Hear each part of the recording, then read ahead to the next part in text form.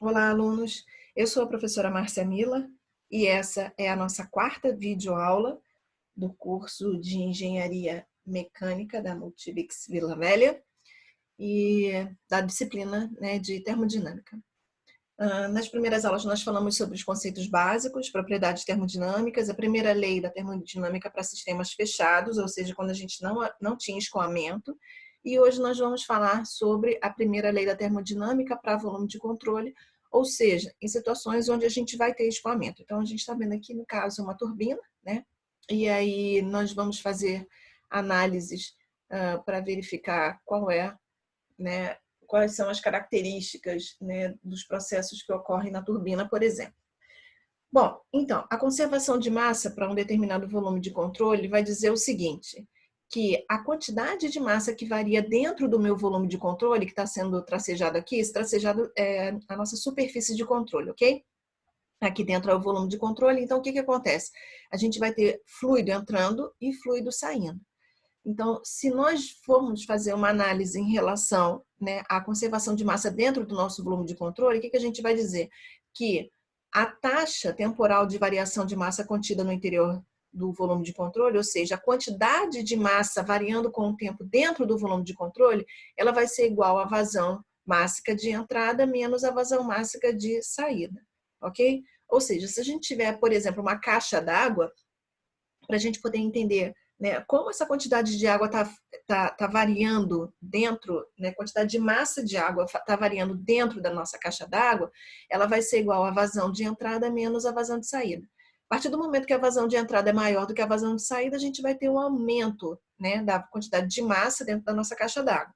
Se a vazão de saída for maior, nós teremos uma variação negativa, ou seja, DMDT vai ser negativo, vai ter uma diminuição da massa de água dentro do volume de controle. Se a vazão de entrada for igual à vazão de saída, nós não teremos variação da massa dentro do nosso volume de controle, ou seja, dentro da nossa caixa d'água. Mas isso não significa que nós não teremos, mesmo que a quantidade de massa permaneça constante, ainda assim há escoamento de entrada e escoamento de saída, ok?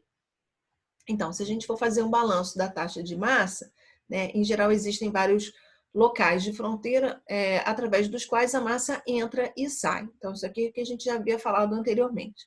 A gente vai definir como a quantidade de massa cruzando, né, a nossa área infinitesimal durante o intervalo de tempo ΔT, como sendo a massa específica, tá? Que vai multiplicar a velocidade vezes a variação do tempo dentro desse elementozinho de área, ok? Então, a taxa instantânea do fluxo de massa cruzando esse elemento de área, ela vai ser calculada a partir desse modelo matemático, ou seja, a vazão mássica vai ser a integral, né, o somatório da massa específica vezes a velocidade do escoamento, lembrando que essa velocidade é perpendicular sempre à área, ok? Por isso essa letrazinha N aqui, porque ela é normal, tá bom? Então a gente está vendo aqui, por exemplo, né, uma quantidade, um volume de controle, e aqui a gente está representando como sendo um volume, né, e do fluido entrando e saindo dessa superfície de controle aqui, ok?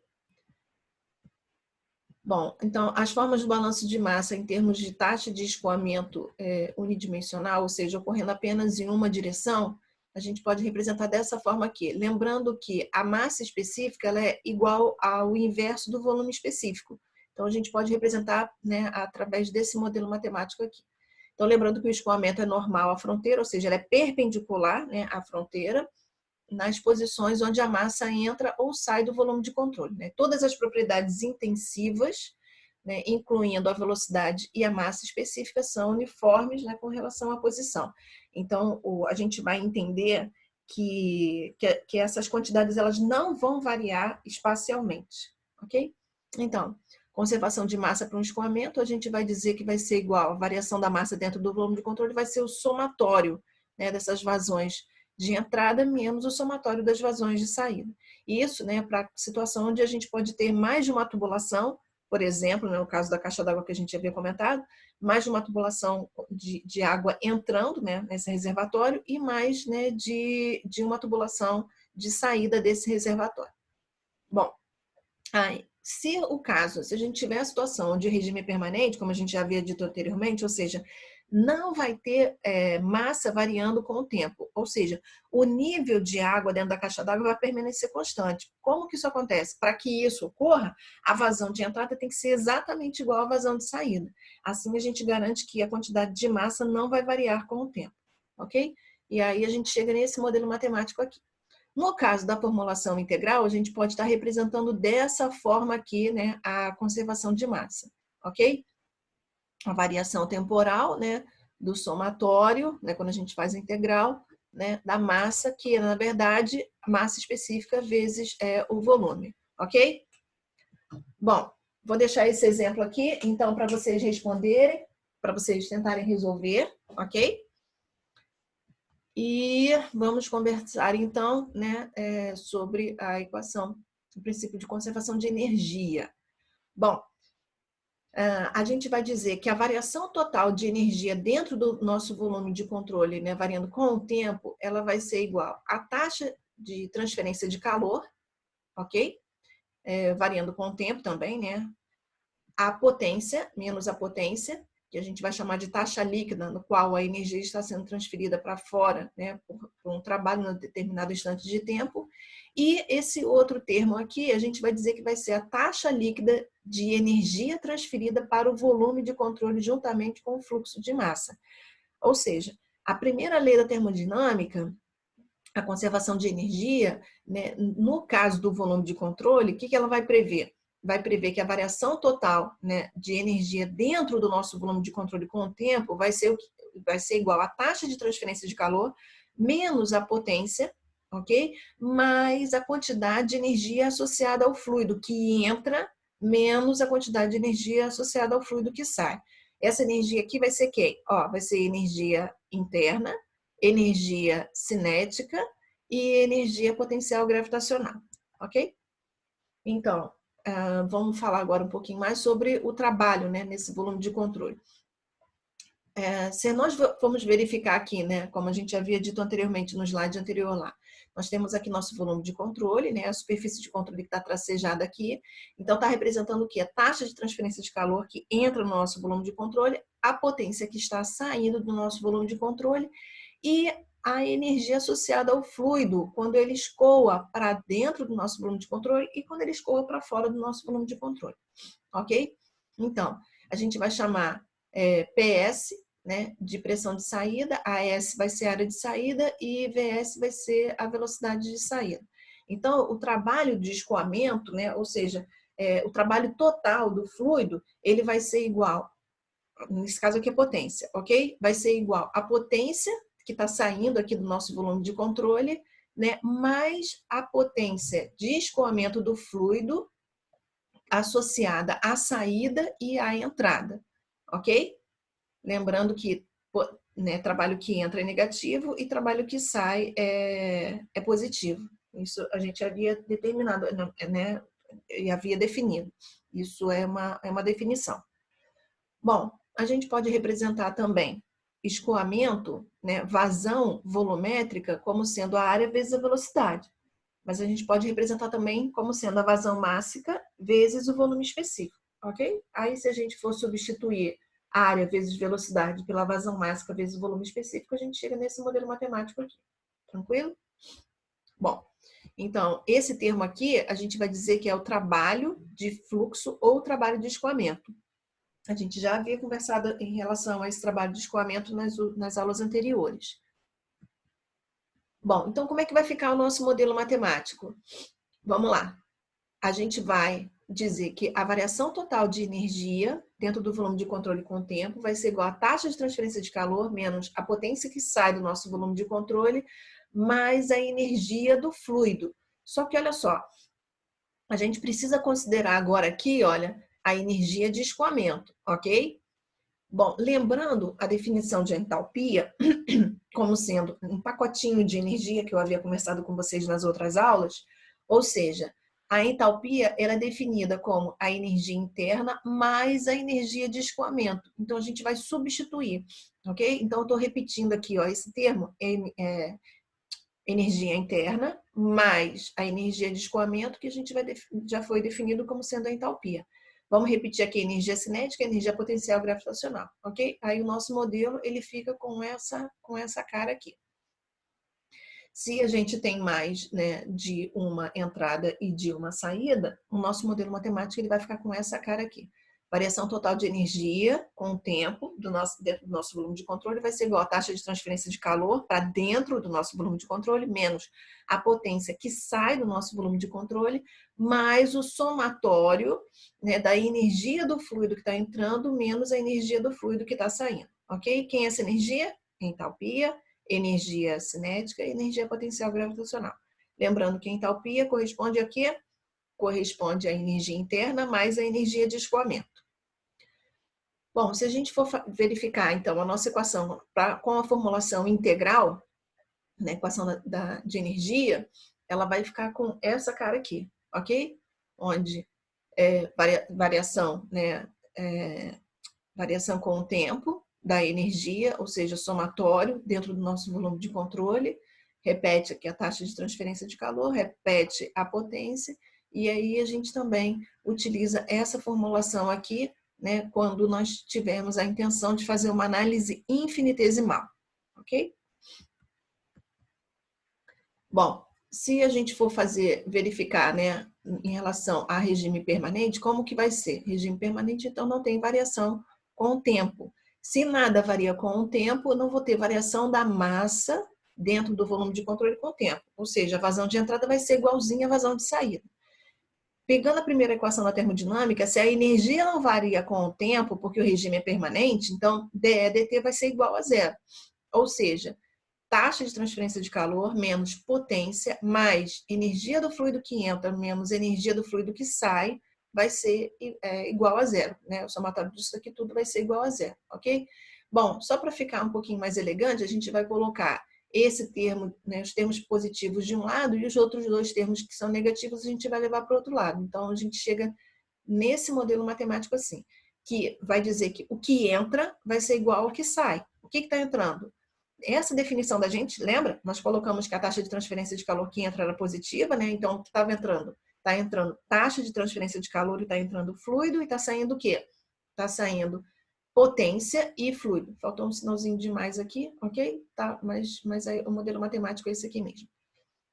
Então, para apenas uma entrada e uma saída, se nós tivermos só uma entrada e uma saída, o que vai acontecer? A vazão de entrada vai ser exatamente igual à vazão de saída. Então, a gente consegue escrever, né, com esse modelo matemático aqui, ou fazendo simplificações, a gente chega nesse outro modelo matemático aqui, ok? Bom, no caso de bocais ou difusores, né, os bocais, o que acontece no bocal? O bocal, a área vai diminuindo, e no difusor a gente tem um aumento de área. Na verdade, a definição do bocal é que eu vou ter um aumento da velocidade e o difusor eu tenho uma diminuição da velocidade. Então, nessa situação aqui, como é que ficaria a primeira lei? Né? Vamos pegar a primeira lei, então vamos imaginar que a gente vai ter um escoamento aqui em regime permanente. Então, ele teria esse modelo matemático aqui.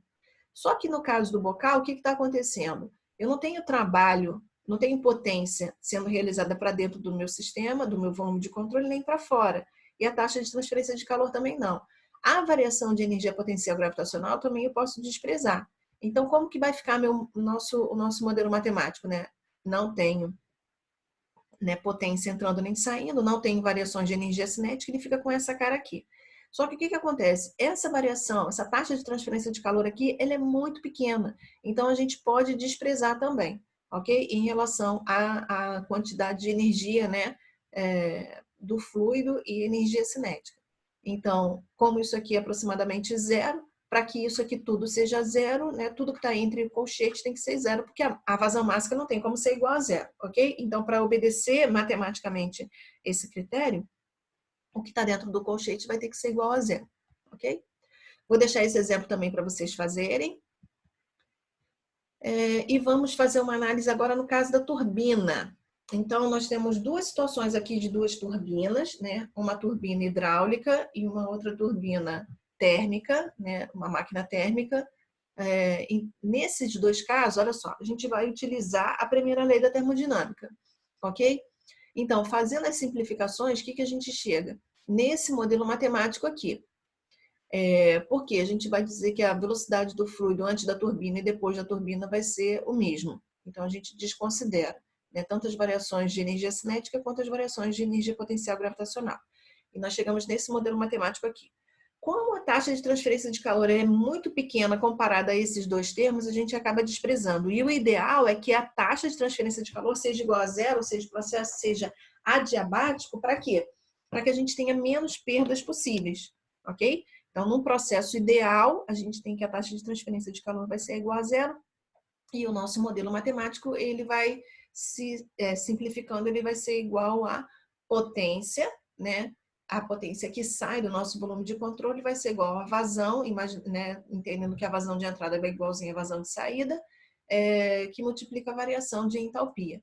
Nesse caso aqui, a entalpia do ponto 1 vai ser bem maior do que a entalpia do ponto 2, porque o fluido ele entra com muita energia, né, nas nossas turbinas. Tanto faz a turbina a gás, né, a turbina a vapor, ou uma turbina hidráulica, ok? Esse exemplo também eu vou deixar para que vocês façam, tá? E agora a gente vai conversar um pouquinho sobre compressores. No caso dos compressores, o processo que ocorre aqui é diferente da turbina. Por quê?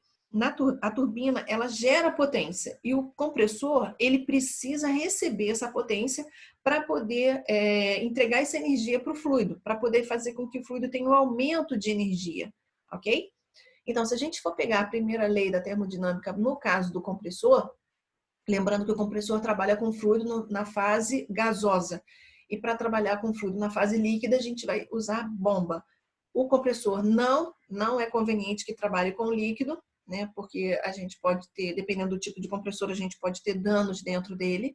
E a bomba também não pode entrar líquido, porque, desculpa, vapor, né? De fluido, porque senão ela cavita e depois a gente vai conversar um pouquinho mais sobre esses processos na disciplina de mecânica dos fluidos e máquinas de fluxo. Bom, nesse caso aqui, o mesmo caso anterior lá da turbina. Nós vamos desprezar a taxa de transferência de calor porque ela é muito pequena. Tá? E em processos ideais, a gente despreza também, né, a taxa de transferência de calor. Então, a gente tem aqui alguns exemplos, né, de alguns equipamentos que trabalham dessa forma. Então, nós temos aqui um compressor alternativo, né? Nós temos um outro compressorzinho aqui, uma bomba também, nesse caso. Essa daqui também, né, tem umas palhetinhas aqui, é um rotacional, então o fluido entra daqui, a gente tem esse impelidor, né? E depois a gente tem a saída do fluido com uma pressão muito maior do que a pressão que ele havia entrado, ok? Tem esse outro aqui que ele rotaciona também. Então, conforme ele vai girando aqui, ele vai diminuindo a seção onde o gás se encontra e na saída o fluido acaba ocupando um espaço bem menor e assim ele é comprimido, ok? Nesse caso aqui, nós temos um compressor alternativo. Aqui é o nosso volume de controle, tá? Então, imagina que nessa situação a gente pode ter até dois processos ocorrendo, né? Um com o sistema, né, e o outro volume de controle. Por quê? Na hora em que você abre essa válvula aqui, você vai admitir o fluido que está entrando, né, quando o pistão começa a se deslocar nesse sentido. Então, essa válvula abre e ocorre o processo de admissão. Depois, ele começa a comprimir, a válvula fecha, aí vira um sistema. Ó. Aí ele comprime, comprime, comprime até que essa válvula seja aberta, né? Aí, a partir do momento que essa válvula seja aberta, a gente vai já fazer uma análise como se fosse volume de controle. E aí o fluido sai com uma pressão bem maior, ok? Bom, esse exemplo aqui eu vou deixar também para que vocês resolvam, tá? E vamos falar um pouquinho sobre trocadores de calor.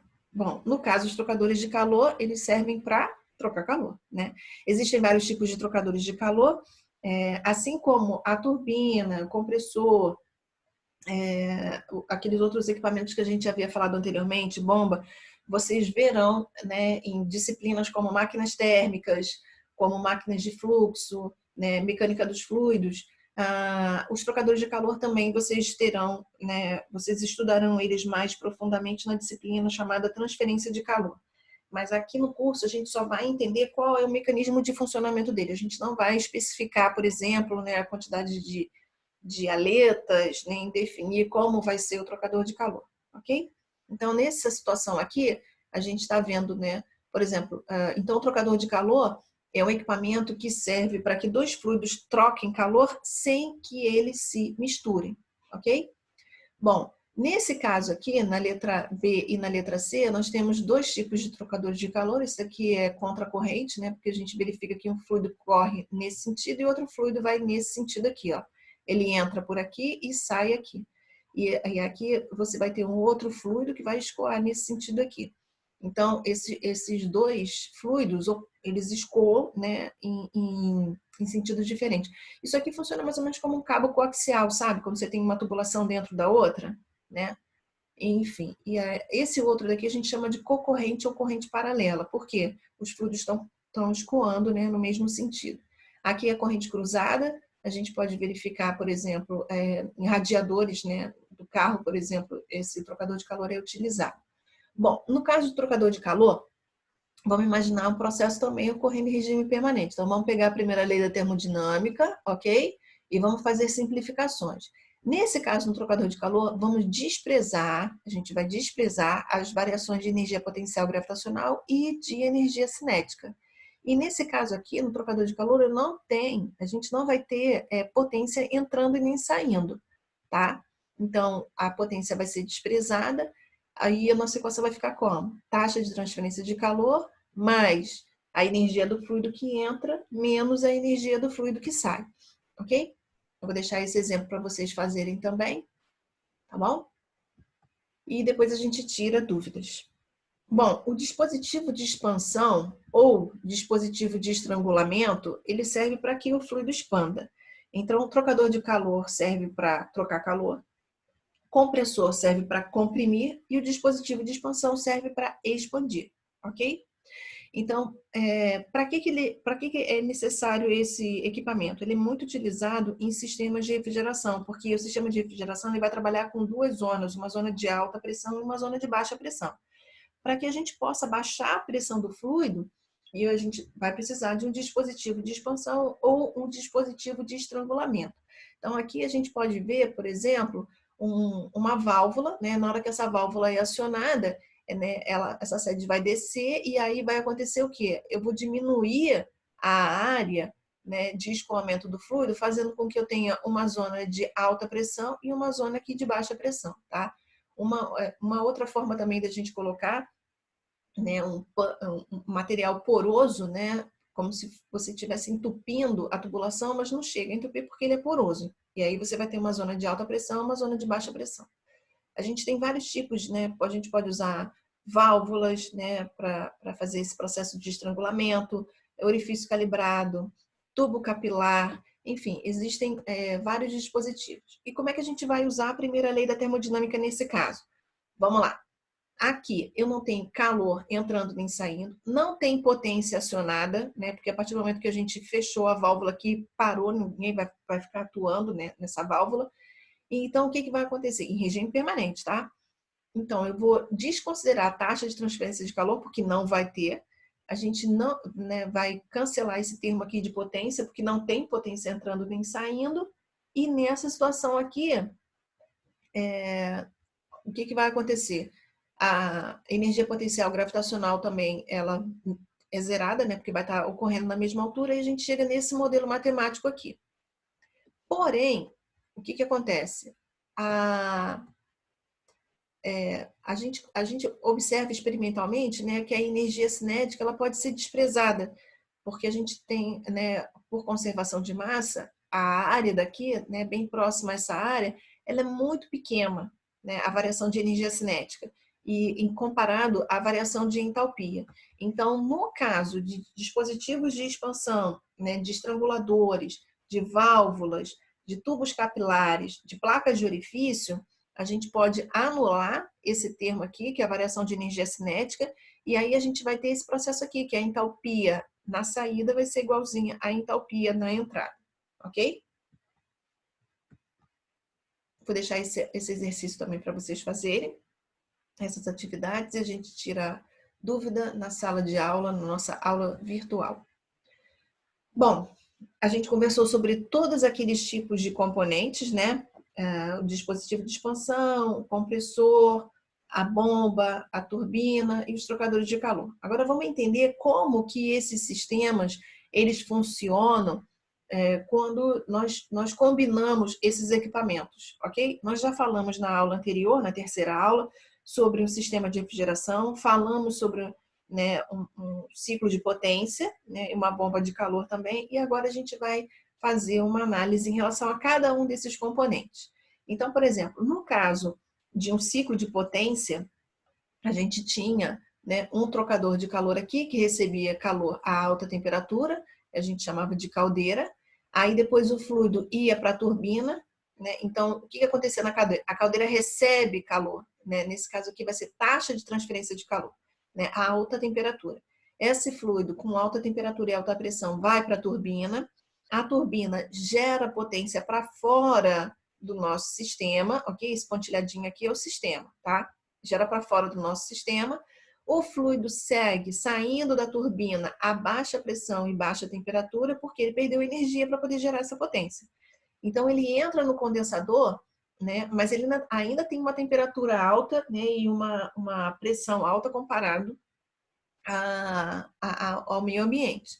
Então, no outro trocador de calor chamado condensador, o fluido vai perder calor, né? Ou seja, a taxa de transferência para fora do nosso sistema, ela vai ocorrer, fazendo com que o fluido saia do condensador a uma pressão mais baixa e uma temperatura mais baixa. Para quê? Para que ele entre na bomba, né? Então, para essa bomba funcionar, a gente precisa ligar ela na tomada. Então, a gente pode verificar aqui, ó, uma potência de acionamento da bomba, fazendo com que o fluido escoe novamente para a caldeira. A bomba é que faz essa garantia de escoamento, ok? Fazendo com que o fluido passe pelo nosso sistema todo.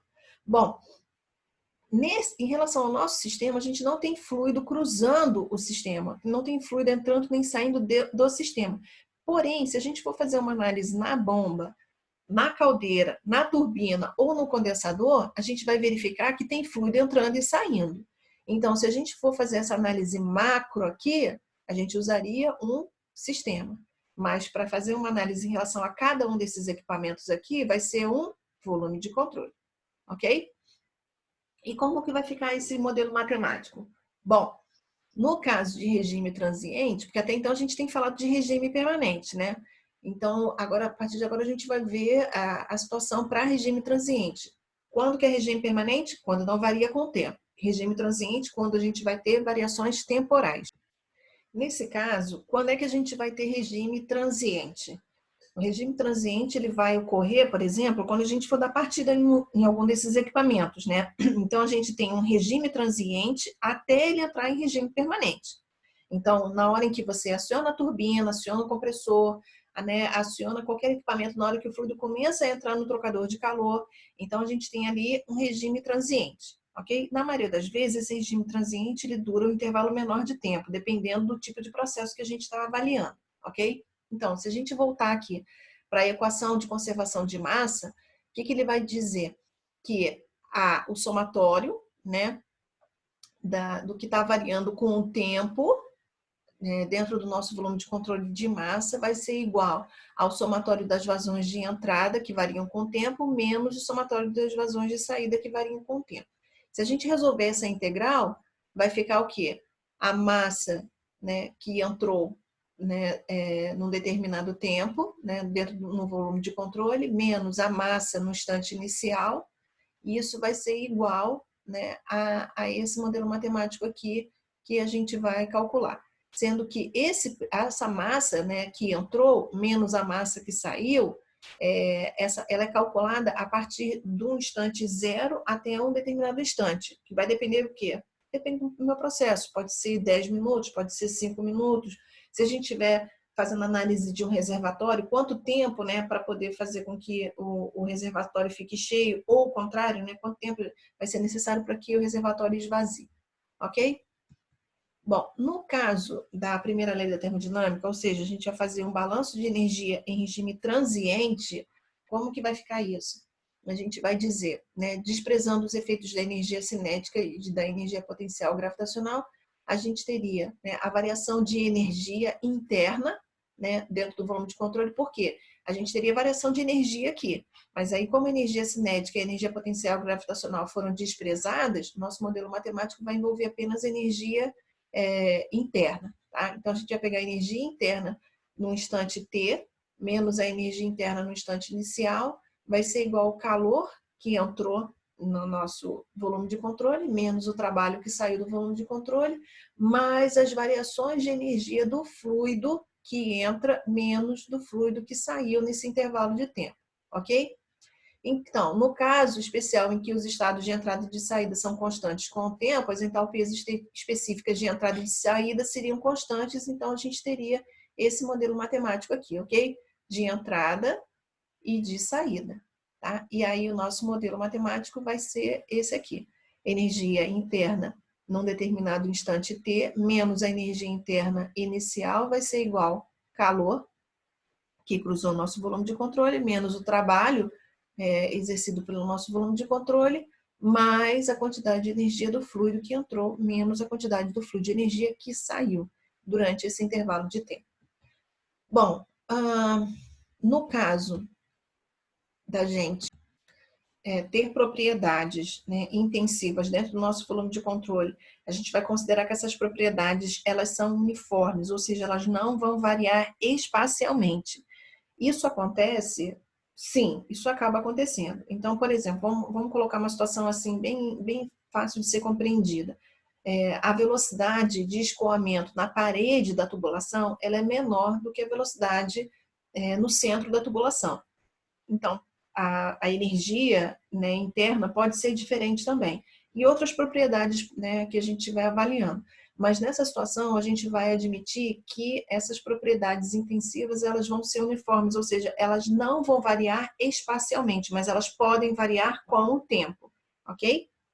Bom, então, nesse caso aqui, a gente vai definir, ok? Cada uma dessas propriedades, considerando que não haverão variações com o espaço, apenas variações temporais. Tudo bem?